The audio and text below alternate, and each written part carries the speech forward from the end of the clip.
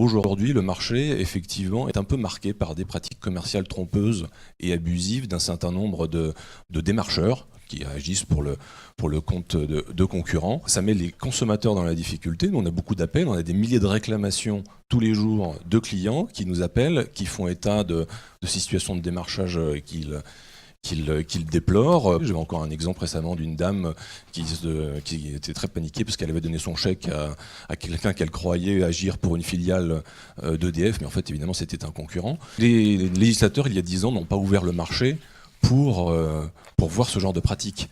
Tous les opérateurs alternatifs ont décidé de se lancer dans des démarches commerciales vis-à-vis des clients plutôt que d'attendre que le téléphone sonne. Parce que quand vous attendez derrière le téléphone, personne ne vous appelle. Donc vous êtes nécessairement poussé à aller vers le client, à aller à sa rencontre par différents moyens, comme la vente à domicile, qui va d'ailleurs se généraliser probablement. Effectivement, on est amené à le faire pour participer aussi à l'ouverture du marché. Je dis toujours, le téléphone, on peut toujours le raccrocher. Moi, j'ai des démarcheurs à domicile au téléphone tous les jours.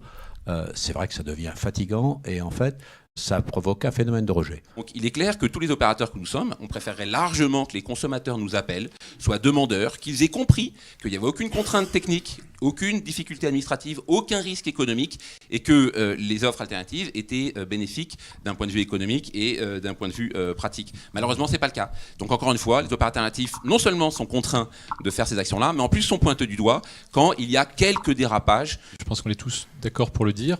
Le démarchage agressif ou abusif ou trompeur, etc., encore une fois, les cas sont rares, mais pour les cas qui pourraient exister, on en est la victime aussi.